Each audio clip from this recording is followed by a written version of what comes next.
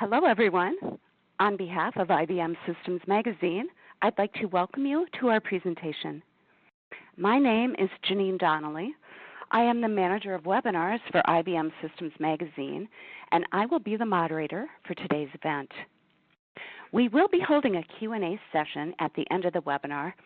You may ask a question at any time during the event by entering it into the Q&A panel. If you experience technical difficulties during the webinar, please use the Q&A panel to alert us, and someone will assist you. You may download a PDF version of the slide deck by clicking on the drop-down menu labeled Event Resources, and you'll find that on the left side of your screen. Today's webinar, Easy ZOS Application Performance Testing Services from the Infrastructure Perspective, is sponsored by IntelliMagic. Our featured speakers today are Brent Phillips and Jack Opgennorth. Brent has been working on the mainframe platform for over 35 years, starting in IT operations while in university and later as a systems programmer.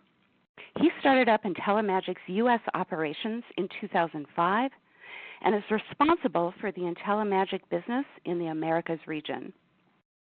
Jack has been involved in IT infrastructure optimization for over 27 years and joined IntelliMagic in 2017 as a senior technical consultant.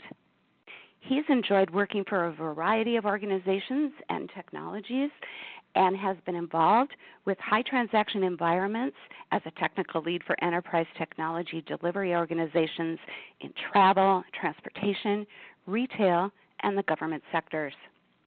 So with our introductions complete, Brent, I'll turn the presentation over to you.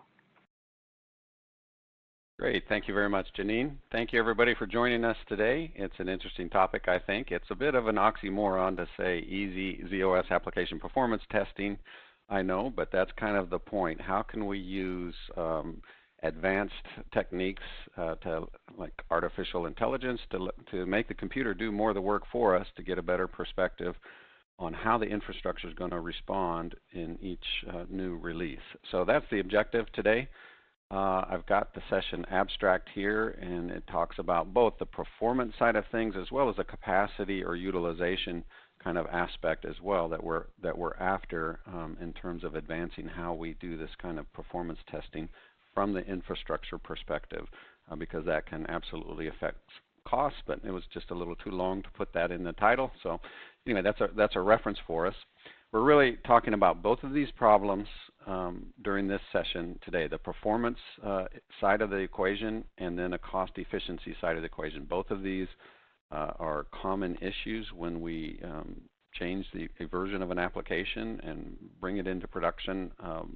Both of these are significant issues that most people have seen, just kind of illustrating why it's not easy to do a really thorough test of a new release from the infrastructure perspective. Pretty much everybody's doing, some kind of testing process from a functionality perspective and even from a performance or utilization of CPU kind of perspectives. How much CPU per transaction, for example, does this release use compared to the previous release? But there's many areas of the ZOS infrastructure that are involved in delivering the service levels for an application, and they're quite difficult to understand from a manual perspective. It tends to take a lot of time. So we're going to talk about how these two problems are impacted, some use cases for those, and then we'll get into some areas of how a modernized approach using analytics from the computer analysis perspective with artificial intelligence kind of techniques, how that can help address these problems and reduce the risk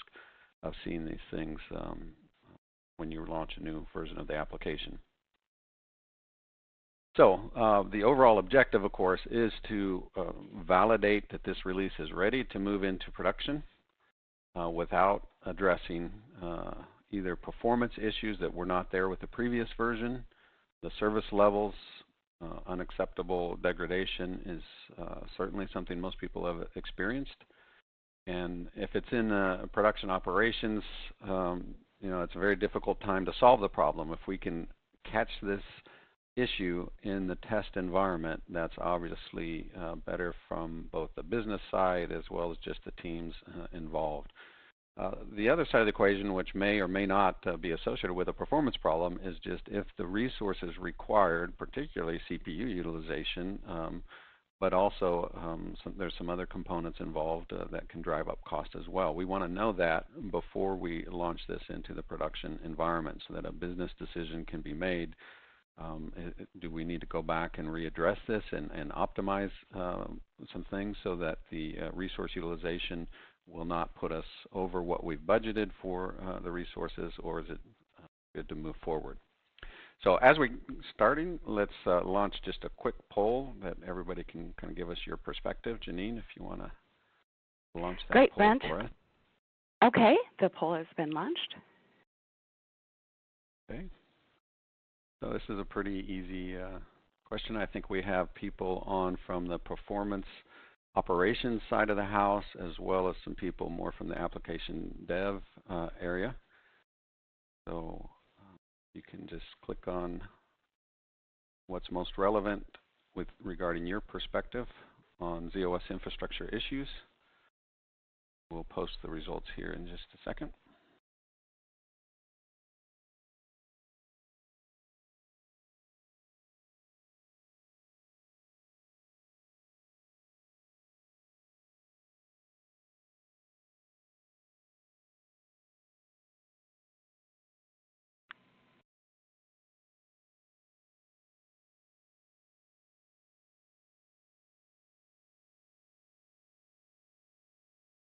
So it looks like we're kind of building a consensus here, Brent. Do you want to give it just one more click here and see?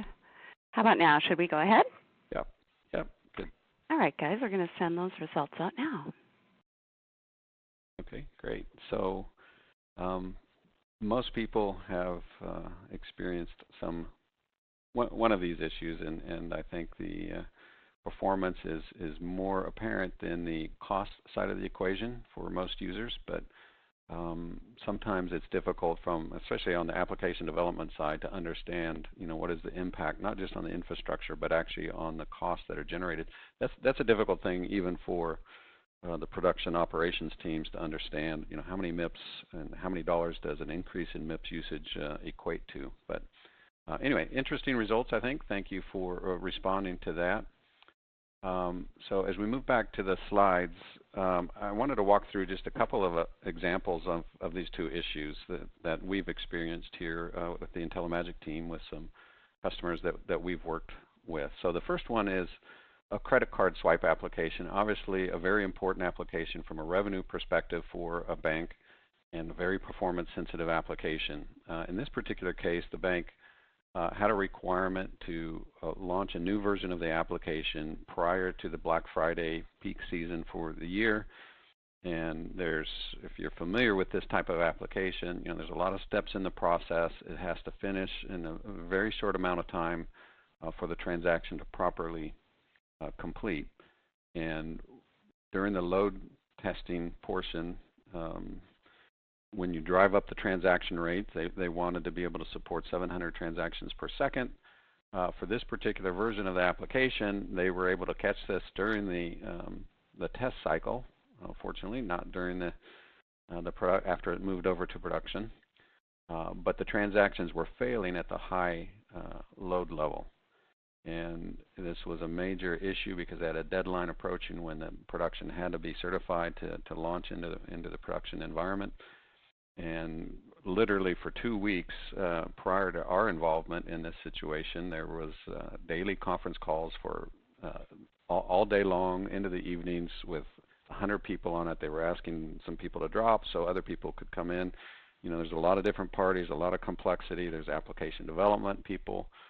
There's the vendor, IBM from the system side, IBM from the storage side. There's the production team and performance team, and so on and so forth. So it's not a fun position to be in. In this particular case, it was not very difficult to identify the storage infrastructure as the culprit of the delays. So there's different charts and graphs from the performance data out of RMF and SMF that can identify the source at the high load levels. But it wasn't really clear with even with some deeper views of processing where the I/O delays were coming from, which parts of the service times, why it was happening. So this is a sample chart of the Hyper PAV wait rate, for example. And for these particular metrics in the environment, it's typically a 15-minute interval is what you're looking at to understand that metric, and it's just not granular enough to get down to these kind of details. So this was I don't know, 4 or 5 years ago, and we actually modified our solution in Telemagic Vision for this particular customer to be able to process GTF trace data, which can get down to a fraction of a second to understand the reads and the writes and be able to distinguish what's going on. And with this methodology, we were able to identify a very bursty pattern on the data set writes every 10 seconds. It was overwhelming the disk subsystem. This was one of the newest disk subsystems available at the time. And there was no disk subsystem in the world, actually, that could handle that kind of a workload, even with the parallelism that was configured with the PAVs and channels and so on and so forth in the environment.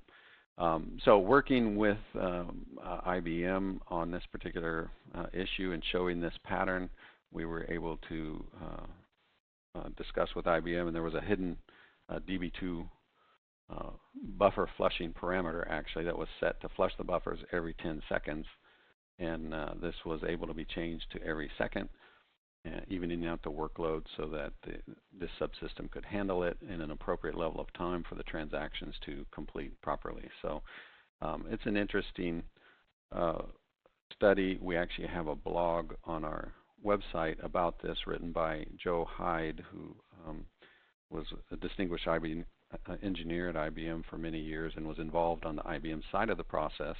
And for the last number of years, he's been working for Intellimagic as well. So you can access that blog if you're interested in more details about that by going to our homepage at intellimagic.com and just searching on the blog section for Joe Hyde, and it's an interesting read. These are the kinds of things that are always better to learn from somebody else's experience than from your own. So it's good technical content there. A detailed application infrastructure performance signature to understand all the parts of the infrastructure and how it responded to the workloads at these high levels is really what's essential to understanding where this problem was happening and how to resolve it, which is one of the points we want to make. The other problem that we were talking about is the cost increase issue. So this is another customer that we've worked with that had a very large KICS application that was very important for the organization. And the business objective was to re-architect it to separate some of the business logic from the database logic using web calls and the KICS backend application, of course. So the new release passed the functionality testing that they were doing at the time in the development and test areas. But when it was moved into production at the high loads, the experience was not good. I mean, there was some severe degradation in response times and much higher CPU utilization at those higher levels. So part of the reason for that was they were unable to have a properly sized dev and test environment to be able to run it at the high load levels for that to show up in that environment. So this was a problem resolution actually in the production operation, but part of the issue was some software that was problematic at high loads. So there was a bug in one of the components that they were using. So some software upgrade and reconfiguration was part of the problem, but and more CPU engines were required to address the issue. But the high test, in the test environment, being able to size that to produce these high loads would have helped significantly in that environment as well to avoid that. So one of the things that we did, just to give you an idea of the kind of visibility that I'm talking about that can help in understanding the infrastructure impact for an application is what we call these dashboards, where all these dots are essentially representing a metric, and there's a rating on the metric, and the color coding will help you understand, are there some issues with this? So the left side represents the prior version of the application. The right side represents the new version of the application in production. And in this particular case, one of the issues that was driving up costs was the use of a ZAP engine. So WebSphere was involved. If you're familiar with that part of the ZOS infrastructure, WebSphere can run on ZAP engines, which are specialty engines that don't have the same cost structure from an IBM software licensing perspective. So that's a good thing, to be able to offload that from the general processors to the specialty processor engines.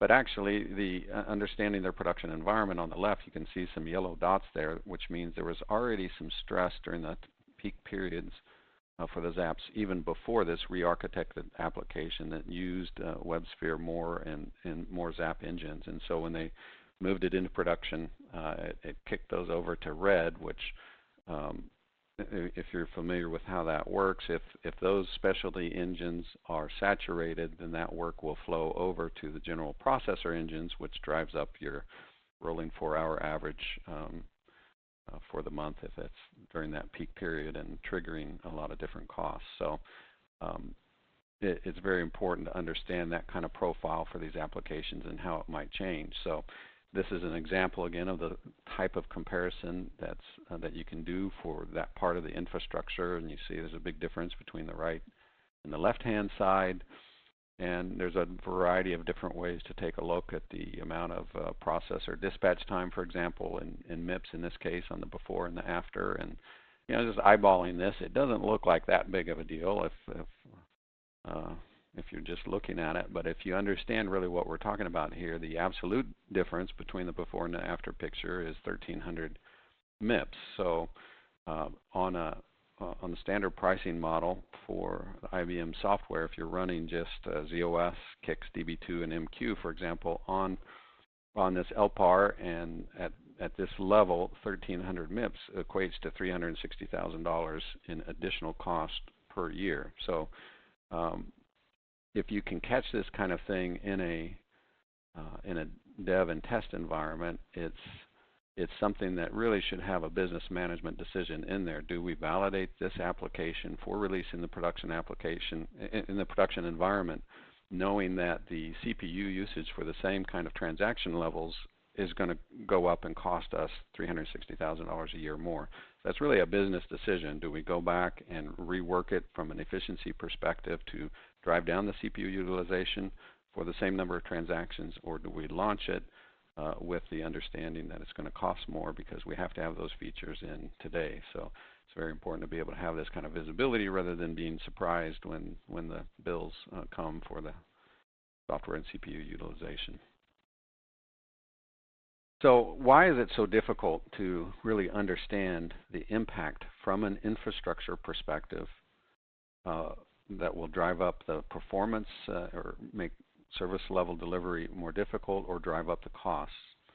DevOps, of course, is a term people are familiar with today. It's been used for quite a while now, and this is a diagram that CompuWare uses that we have permission to use here, and it's one of the best depictions, I think, of the way it should work. On the left-hand side with the development team, building and testing and debugging, and when it's deployed over into the operations side to be able to monitor and audit and diagnose and tune and provide feedback to it. The reality for most organizations, though, is that most of the testing done from the development side is more about the functionality and some basic performance testing as well. But it's really difficult, even for production operations teams, to understand very easily how all of the different infrastructure components are working together and reacting to different levels of workloads for an application. So there's really a wall between these teams that exists in most organizations, because the production teams are busy with the day-to-day productions. development is busy with development kind of cycles, and it's difficult to have the right level of expertise, especially with the way that we're trying to understand the infrastructure performance today. So there's this barrier there between the application area, which tends to be the profit center for the organization, versus the operations team. The IT tends to be looked at as a cost center, and it's difficult to get the resources necessary to really do a detailed evaluation of the performance impact on the infrastructure. So the problem is of course, more difficult because of the frequency of releases as organizations move to agile development processes and do a release every week or every other week or once a month. It just makes it that much more difficult to understand how are these changes going to impact our production environment. So there's other issues just in terms of the infrastructure itself that make this difficult. I mean, the sizes of the mainframe environments that are out there have been growing over the years for most sites, and the ratio between the size of the environment in terms of the MIPS on the processing side or the number of terabytes on the disk side versus the number of users that are monitoring the performance, understanding the capacity, that ratio, of course, has been increasing. There's just much more of the environment per person than there used to be in terms of managing it. And the complexity has been increasing as well. There's been some great features released, for example, in the Z14 with pervasive encryption. There's data compression, ZEDC. I mean, there's all kinds of things in processor configuration and processor cache optimization that affects both performance as well as cost of the environment. But at the same time, these features also increase the complexity and make it more difficult to understand how is this infrastructure going to perform and what are the cost levels going to be for this application, and particularly a new version of the application compared to the old version. There's also more workload unpredictability once you do move it into production, of course, with mobile devices at all times of the day driving back-end transactions. So it's the interpretation of all of the data that's generated about the infrastructure performance is really a major part of the problem. There's one of the reasons that the ZOS infrastructure is really one of the best platforms in the infrastructure for large transaction-oriented environments is the amount of data that can be produced that describes how each part of the infrastructure is performing during different times for different applications. But it's a lot of data, and understanding what that data means, is it good or is it bad in this particular, for this application in this particular part of the infrastructure, is a very difficult thing for even the deepest experts to do in a fast and efficient way. There's logical views of the workloads, and then there's physical views of how the hardware components are operating, what their utilization and saturation points are. There's resources in the infrastructure that are shared among multiple applications and multiple users, so segmenting that out to understand the impact of one part to other things that are running in that environment is just very difficult. And then there's just the quantity of data. And again, the richer the data source, the smarter the analytics can be if you have something to process those and build the pictures and then do the interpretation for you. But if you don't, it's a very difficult process. So here's just an example of some of the different record types that are involved, and we process these and analyze these and assess these in the context of the specific configuration that's involved. And so we're regularly getting this kind of data from our customers, and it's literally, in some cases, if it's a week-long data sample, I mean, it's a 500 million different metric values. I mean, in a test run for an application development test environment, it's not going to be a week-long data sample typically, but even in a couple of hours, I mean, you're talking about tens of millions of metrics that would really need to be understood and assessed if you're going to do a thorough evaluation to understand how is this application driving the infrastructure and how has it changed since the last version of the application. So that's one of the primary reasons why this is not an easy process to understand performance from an infrastructure perspective for a new application. And a major part of the problem is also just how we look at that data and understand the data today. So it's still very common for organizations to process this RMF and SMF data that describes the infrastructure performance from a logical and a physical perspective. It's very common to use static reports that are generated either with SAS and MXG, for example, or it might be another third-party product that does some reporting. But the point is the reports are typically a standalone report for a metric that you can't click and drill down on to navigate your way through the data, and you can't really tie metrics together, and it takes hundreds or literally thousands of reports to understand the picture, which means there's a lot of time for deep experts on different parts of the infrastructure to eyeball these reports and try to figure out is this good or bad, these metric values for this application on this infrastructure, and how is it different from the previous version of the application running the same kind of test workloads.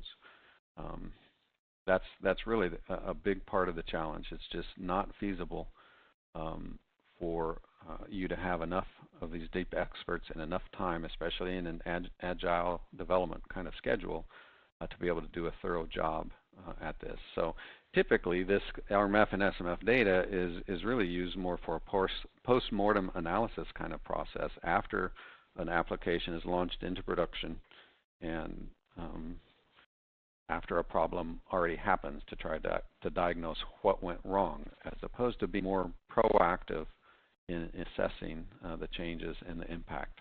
So it's rarely used for predictive problem prevention, just because of the difficulty of interpreting these reports using this antiquated way of trying to understand what the data means. So Janine, let's go ahead and launch poll 2 at this point, and if you can click over and give us an answer to questions in this survey, we'll share those results as well. This is about what challenges have you experienced that cause these kind of problems. So the first one on RMF and SMF reporting being cumbersome. What that's really talking about is the interpretation of what the RMF and SMF metrics mean for your applications on your infrastructure.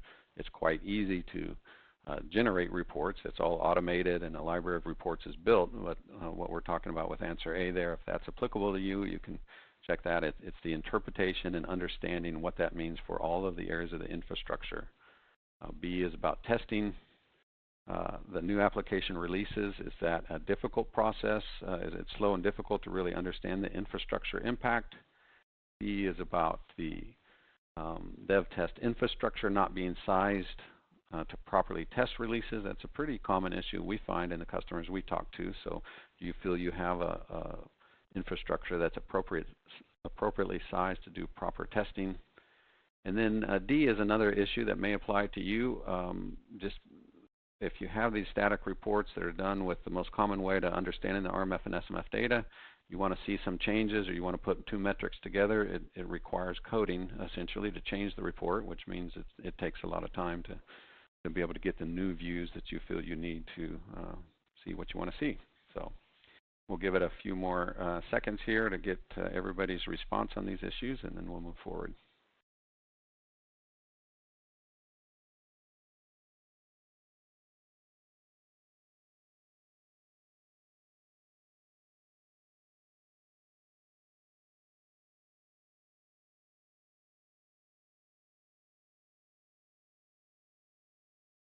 Okay, Brent, I'm going to go ahead and send these results to the audience. Okay. Great. Well, that's remarkably similar, actually, in the levels between each of those. So basically saying all of these are some significant issues, which does actually correlate pretty well with our experience talking to customers as well. So thank you for answering that. Okay, in this section I'd like to address just how we can address these problems by using the power of the computer to do things in a different way than we've done them in previous decades. And that's the modernization topic. So we've, at IntelliMagic, with IntelliMagic Vision that I mentioned before, we've been working for many years now with production performance and capacity teams in the operations side, and have been realizing that there's some great value in applying this same kind of technology in the application development and test areas to be able to automate a process to understand the impact on the infrastructure of a new release compared to the old release. So that's the overall objective that we have, is to really make it easy, like we said in the title of this presentation, make it easy and feasible for these test teams, which typically are have a lot more expertise in the functionality and the coding part of the process than they do in the infrastructure performance. It's a very rare development team that has somebody that really understands the performance from an infrastructure perspective on the dev team. But that's what's really required to understand both of these issues, the performance problem and the cost problem that we were talking about. So the technology can create what we call this application infrastructure performance signature. So I talked about all of the data that's involved in creating the infrastructure views, hundreds of records with each record type containing 5 to maybe 50 different metric values, and for every interval of time, or in some cases there's a record cut for every single transaction in the interval. So it's just a lot of data, and you can build a performance signature from the infrastructure perspective of all of these metrics, because the shapes of the curves for the different metrics should be similar if you're running the same kind of test workloads in a isolated development and test environment. That's the objective then, to be able to compare those with the computer of what has changed, what are the variances between these shapes and in the similar time frames for the test runs, and calculate the delta. So it requires also some ZOS specific expert knowledge to understand what you're looking at, which metrics are important, which ones really express the stress in the infrastructure as you're including those or not including those particular metrics in the signature. And of course, it's got to be automated in order to make this feasible and usable. There's very tight time frames on understanding, is this application acceptable to launch into production or not. So it's just not feasible for somebody to look at 1,000 static reports and trying to compare those and eyeball those. So we want to automate those, and there's 4 different capabilities from our perspective that make this feasible in order to include this in the agile test process from the development perspective. So I'll cover these in the next couple of slides. The first one is about application grouping. As I mentioned earlier, many of the ZOS infrastructure resources are shared resources. If you have a truly isolated development environment, then maybe you can just run that application test run using test workloads, and it's a little bit easier to see how those resources are responding. But if that's not the case, it's very useful to describe which workloads constitute your application, whether it's a payroll application or whatever it may be. We can quantify that and do reporting, and this is something we've done for a number of years now on the production side. So it's also useful after you move it over to the production environment, just to verify and validate the performance of that application on those shared resources. So it's a critical step. We can define an application via a combination of a variety of parameters that will describe the usage of the different infrastructure components for that application. So the physical resources, there's parameters there. There's virtual resources that you want to see. There's subsystem resources that you want to see. And we can use service class definitions, resource class definitions, coupling facility structure names, XCF group names, data set names or job names with masking, program names, these kind of things. So once those one-time definitions are made, then that will constitute the workloads that we are interested in evaluating and comparing on multiple different runs. After you get the definitions set, then a key capability is to be able to automatically compare and calculate the delta between the two different time periods for each of the metrics in the performance signature. So that's what we call a report set of all the relevant measurements across the different parts of the infrastructure. And then for each of those metrics, we want to calculate automatically for those two runs using the same test data. What's the variance, and is there any significant change in any of the key metrics across that run? And then another capability using more of the artificial intelligence that's built in is to understand from the infrastructure perspective, is there something that's stressing the infrastructure in a way that it didn't before. So I talked about the different kinds of dashboards and exception tables, and it's answering these kind of questions that are actually really difficult to answer even for the deep experts in the organization that understand the performance metrics and what's good and what's bad. It just takes a lot of time typically if you don't have access to technology like this. I mean, to be able to answer the question, how did this performance signature change from one run to another? It's not a trivial question to answer because there's so many metrics involved, and it's just so difficult to get your hands around all of the data, even if you understand the different infrastructure components and how they respond, because that typically requires experts from many different areas to be able to address that. And then just understanding the risk as well is a difficult question. So even the production teams are usually oriented more towards problem solving after production problem has been there, as opposed to quantifying the risk of a problem happening next week, because we understand that these components are near their capacity and likely to cause problems if the workloads increase a little bit. So risk quantification is something that the computer can do well if it's got access to the right type of expert knowledge about the context of what's running the workloads, and then understanding how the metrics are connected together and what underlying metrics are the root causes of the symptoms. I mean, it's pretty easy to see things like high response times, but why are those response times high is the real question that needs to be answered. And tying things together and having the computer flag the things that are anomalies in the environment is quite valuable in that kind of process. And then again, understanding the impact to the cost infrastructure is important.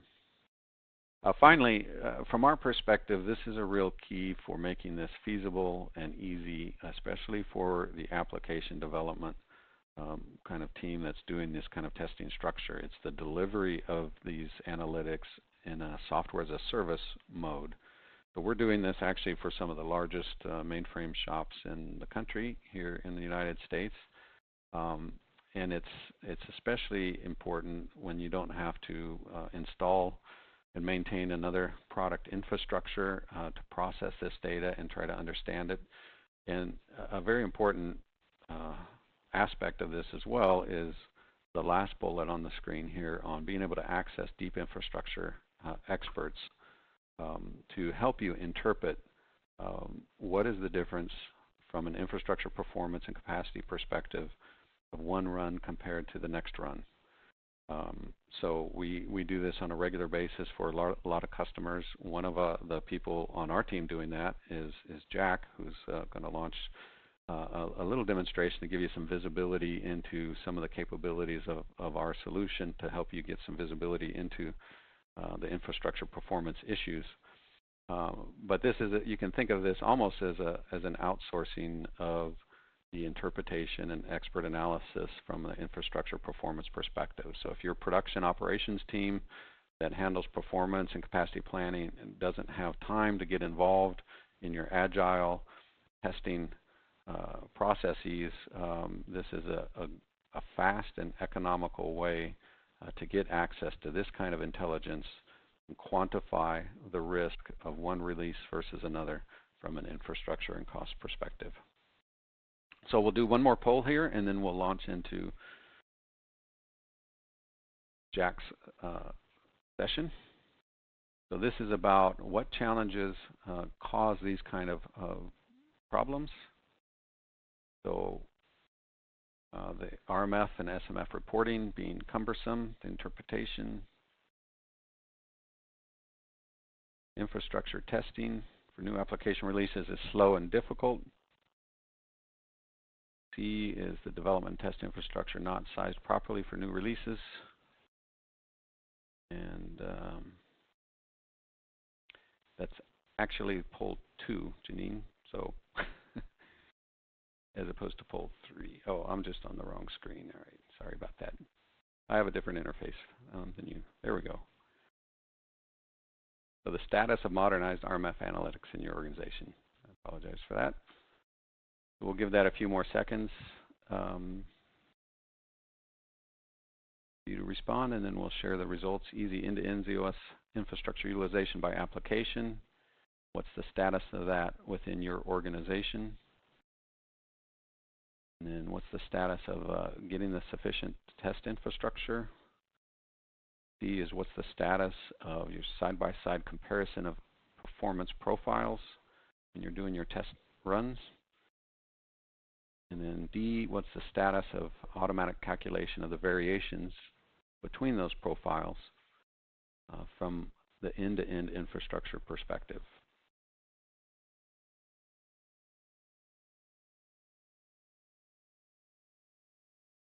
Okay, Brent, should I go ahead and send these results? Yep, let's do it.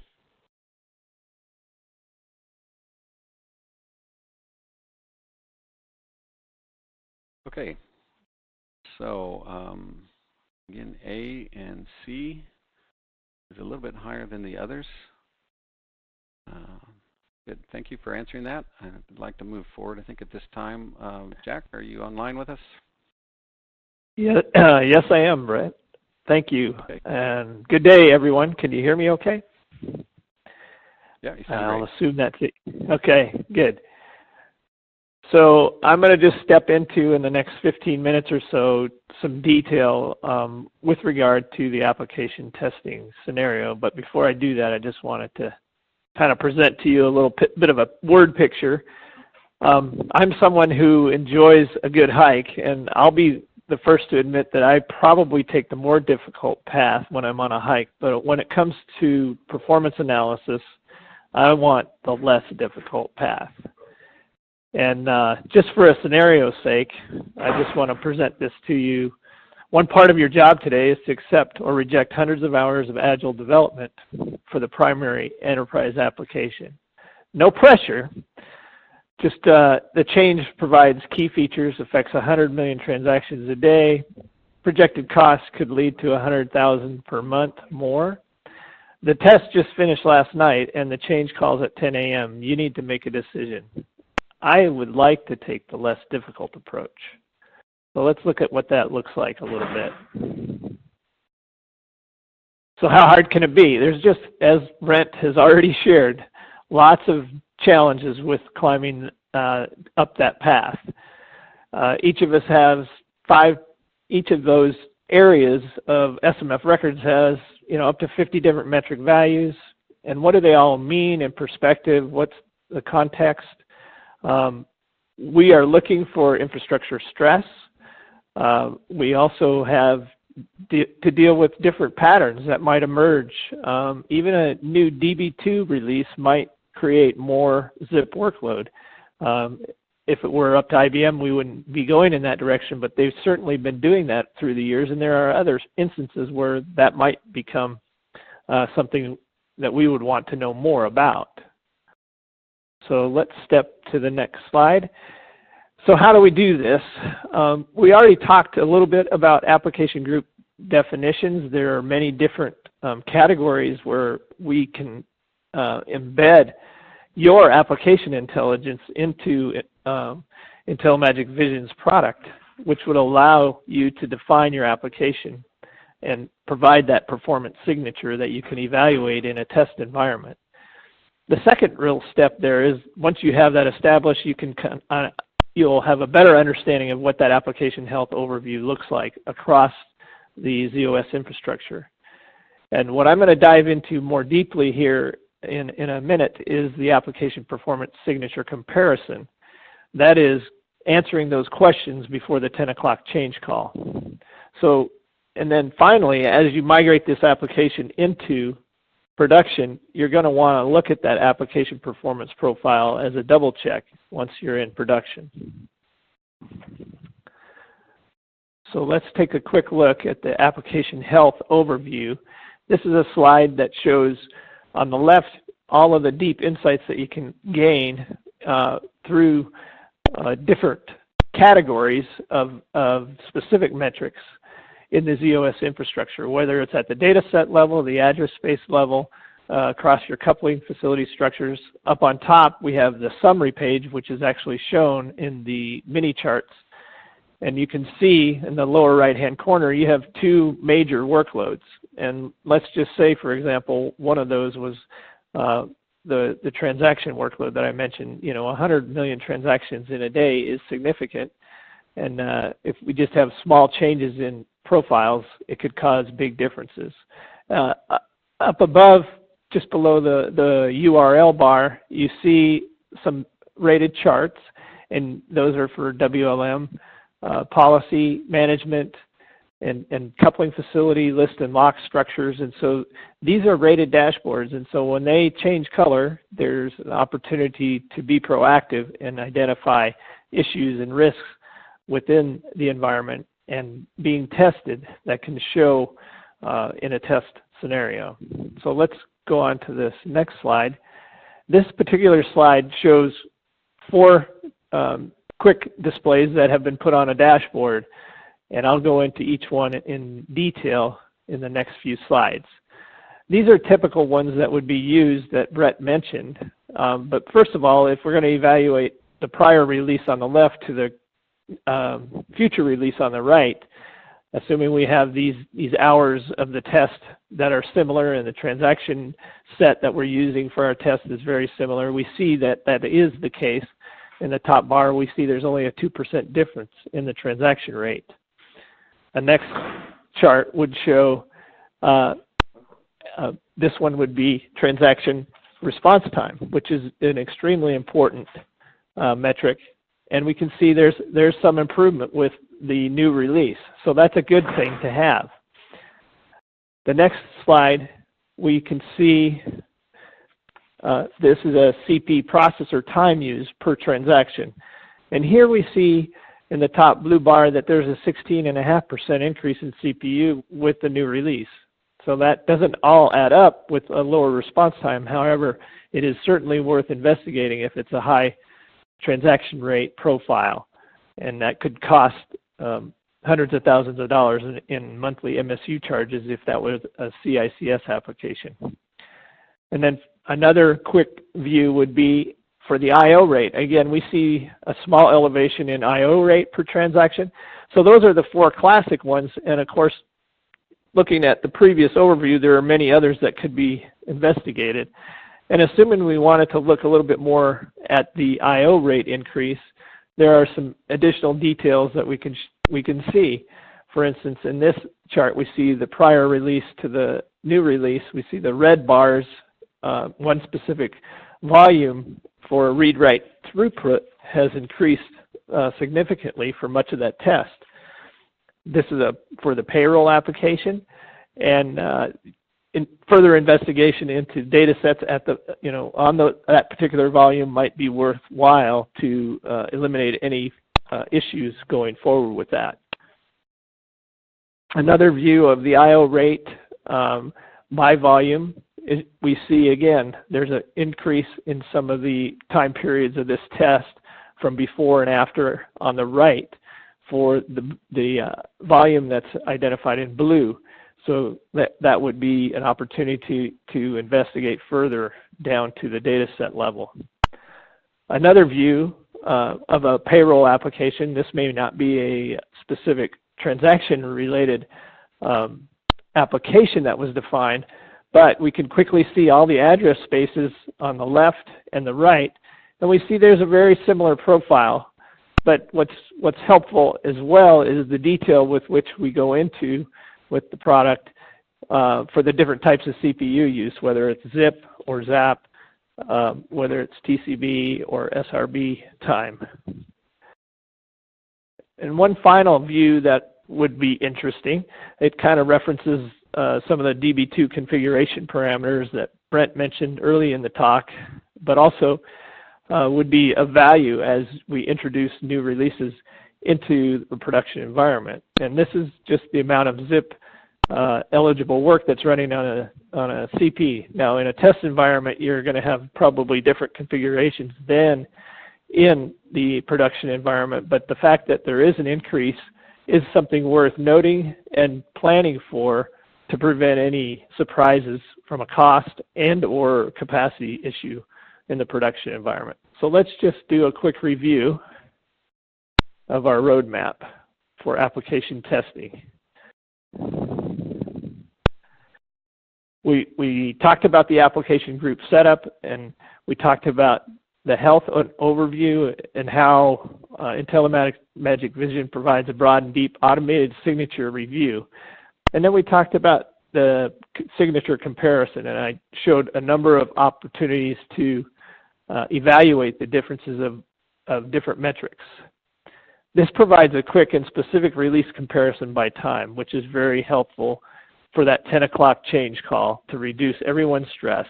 If you have visualizations that show there is an increase in CPU, there's a lot more value in having someone prevent that change from going forward until we have the complete information and we have the sign-off from management to absorb those additional costs. And then finally, we have the application performance double check, which is essentially once that release goes into production, we would again use these application group definitions and the health dashboards to evaluate that new release as it goes into production. And this really provides for the operator, it's a much simpler task. The data is visual and transferable, which leads to transparency in the DevOps environment. It sort of breaks down some of those walls that Brent referred to earlier. There's less stress for the evaluator. The data and facts are present, and it makes decisions easier for everybody. It overall will improve your agile development efforts, and it delivers the business cost features so you understand what the costs are going forward with the new features that you may not have seen and had visibility to earlier. And then no one on the change call is going to drive development to start using the, one no on a change call is going to drive development to start using that footprint compare earlier to prevent the next no on the change call. So now I'm going to transition it back to Brent, and he can wrap up our discussion, and we can open it up for questions. Yeah, good. Thank you very much, Jack. Obviously, we don't have time to have Jack go through a deep, detailed view of all the different areas of visibility. Just wanted to give you a flavor of the kind of visibility that we can have, and there's hundreds of more metrics that represent how the infrastructure is responding to the application workloads that would constitute, the full performance signature, and we can summarize those and the variance in those between two different runs. So to really see what we mean, as opposed to just a few minutes of Jack giving you some quick views into different parts of the infrastructure, the easiest way is to send us some data, and it's actually a pretty quick process and easy process to send us some of the RMF and SMF data from your development environment that captures a test run.